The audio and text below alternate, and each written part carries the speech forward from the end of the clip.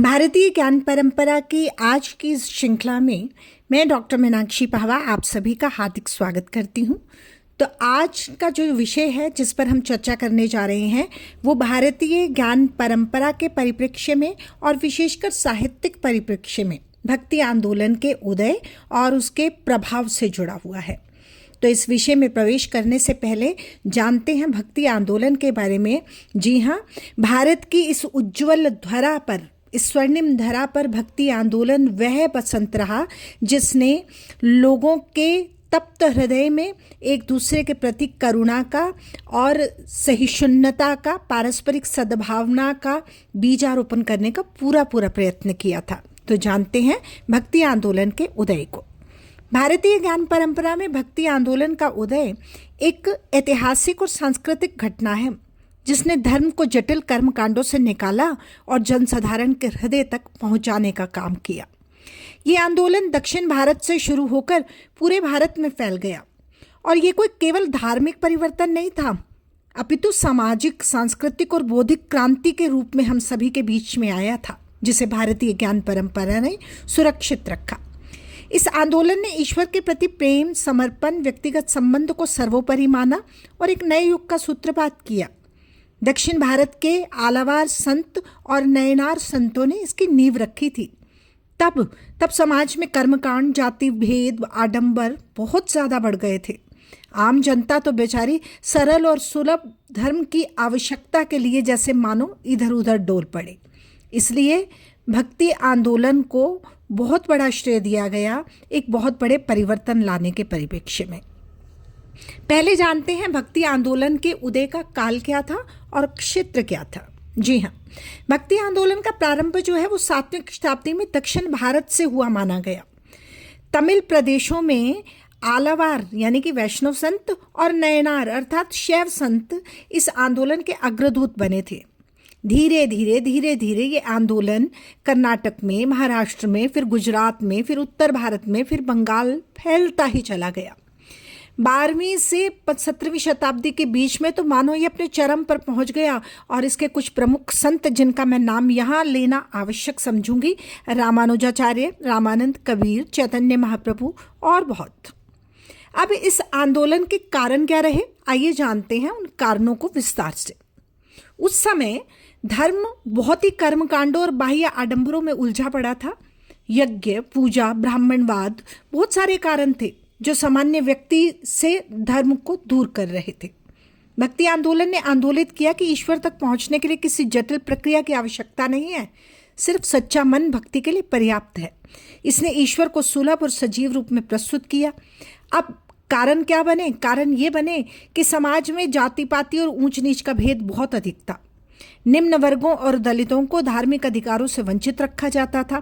सामाजिक असमानता का विरोध भी इस आंदोलन का कारण बनता चला गया। उस समय भारत में मुस्लिम शासन की स्थापना हुई और सांस्कृतिक और धार्मिक स्तर पर बहुत बड़ा परिवर्तन आया।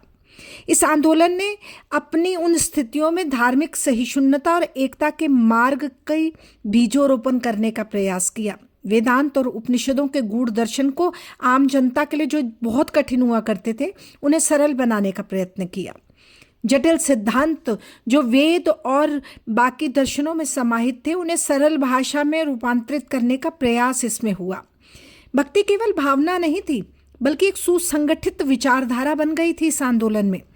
और समाज में आर्थिक असमानता तब के कारणों में बढ़ती ही चली जा रही थी। इस आंदोलन के कारणों में निम्न वर्गों के पास संसाधन नहीं थे, वो महंगे धार्मिक अनुष्ठान नहीं कर सकते थे, और फिर गरीब वर्ग में भी धर्म के प्रति एक द्वेष तो नहीं कह सकते, लेकिन दूरी का भाव था।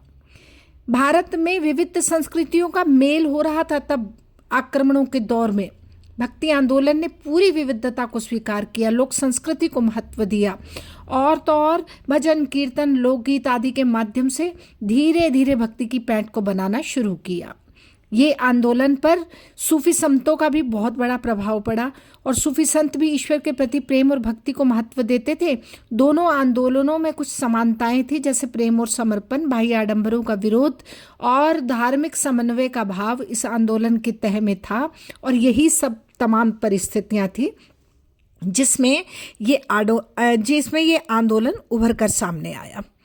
अब भक्ति आंदोलन की कुछ मुख्य धाराएं थी और वो क्या थी? जैसे सगुण भक्ति धारा, ईश्वर के साकार रूप को माना गया, रामकृष्ण की आराधना हुई जिसमें तुलसीदास, सूरदास आप सभी जानते हैं।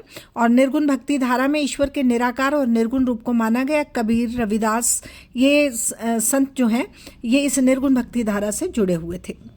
कुछ कारण भक्ति आंदोलन के उदय होने के ऐतिहासिक कारण भी थे। उस युग की राजनीतिक, धार्मिक और सांस्कृतिक परिस्थितियां जो गहराई से आपस में एक दूसरे से जुड़ी हुई थी, इस आंदोलन के कारणों में ही वो गिनी जाती हैं। ये आंदोलन केवल आध्यात्मिक जागरण नहीं है, बल्कि समय की पीड़ा से उपजा हुआ एक व्यापक सामाजिक धार्मिक परिवर्तन था। मध्यकालीन भारत में राजनीतिक अस्थिरता अपने चरम पर थी। भारत में दिल्ली सल्तनत और बाद में मुगल शासन की स्थापना हुई। इससे क्या हुआ? इससे भारतीय समाज में राजनीतिक और सांस्कृतिक परिवर्तन आने शुरू हो गए। बार बार युद्ध होना, बार बार आक्रमण होना, हर बार सत्ता का परिवर्तन हो जाना, समाज में अशांति, अस्थिरता, बहुत सारी ऐसी चीजें थी जो इस आंदोलन के उदय होने का कारण बनती ही चली गई। शासक वर्ग का ध्यान भी आम जनता की समस्याओं पर कम ही था। जनता को सामाजिक और राजनीतिक स्तर पर उपेक्षित महसूस होता था। हिंदू और मुस्लिम समुदाय के बीच में एक तनाव की स्थिति बनी हुई रहती थी और धार्मिक दृष्टि से भी यही स्थिति थी। उस काल में कर्मकांड थे, आडंबर थे, पाखंडों का बोलबाला था। धर्म अपनी सरलता खो चुका था, केवल पुरोहित वर्ग तक सीमित होकर रह गया था। मानो धर्म पुरोहित वर्ग की ही बपोती हो। आम व्यक्ति के लिए ईश्वर तक पहुंच पाना बहुत बड़ा मुश्किल काम था और इन तमाम जटिलताओं के विरुद्ध भक्ति आंदोलन सरल, सहज और व्यक्तिगत सुख पहुंचाने का एक साधन बनकर सामने आया था। इस्लाम धर्म का आगमन हो रहा था और भारतीय समाज पर और धर्म पर गहरा प्रभाव पड़ रहा था। एक बार तो ऐसे लगता था कि दोनों संस्कृतियों का मिलन हो रहा है और एक बार विरोधाभास की स्थिति उत्पन्न हो जाती थी। तभी एक ईश्वरवाद की भावना भी सामने आई, समानता और सादगी का महत्व भी सामने आया, जिसने हिंदू समाज में आत्ममंथन की प्रक्रिया शुरू कर दी। तो भक्ति के जो जुड़े हुए संत थे वो इसी प्रभाव को धीरे धीरे आत्मसात करते गए, प्रेम, समानता और मानवता का संदेश देने के लिए आगे बढ़कर आ गए। राजनीतिक अस्थिरता इसके कारणों में थी। इस आंदोलन के उठने में, इस आंदोलन के उभरने में धार्मिक जटिलताओं ने पूरा योगदान दिया।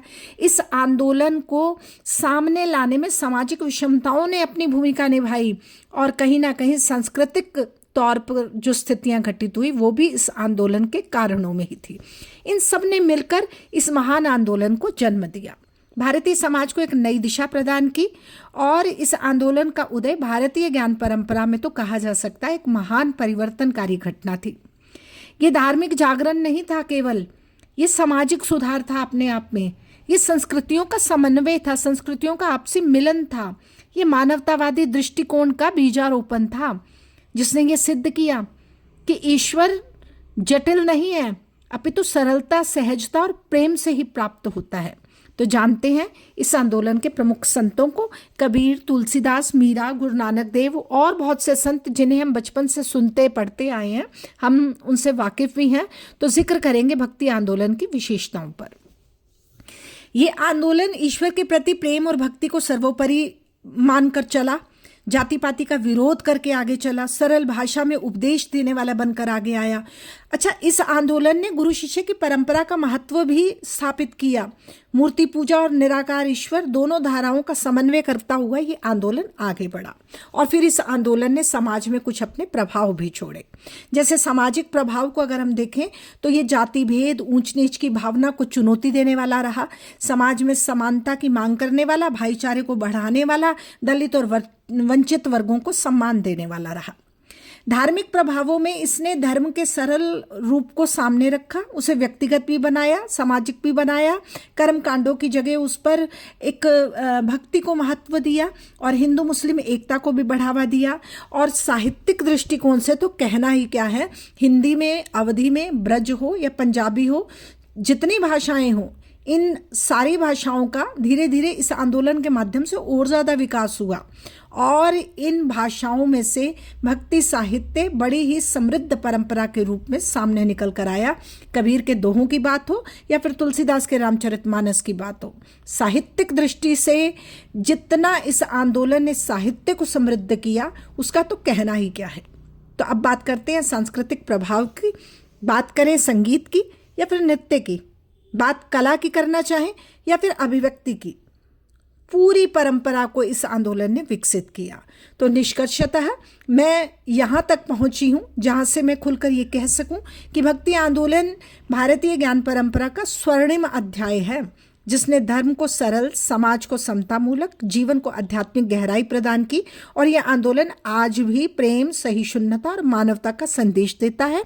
ये आंदोलन भारतीय ज्ञान परंपरा का स्वर्णिम समय है और स्वर्णिम धरोहर है। धन्यवाद।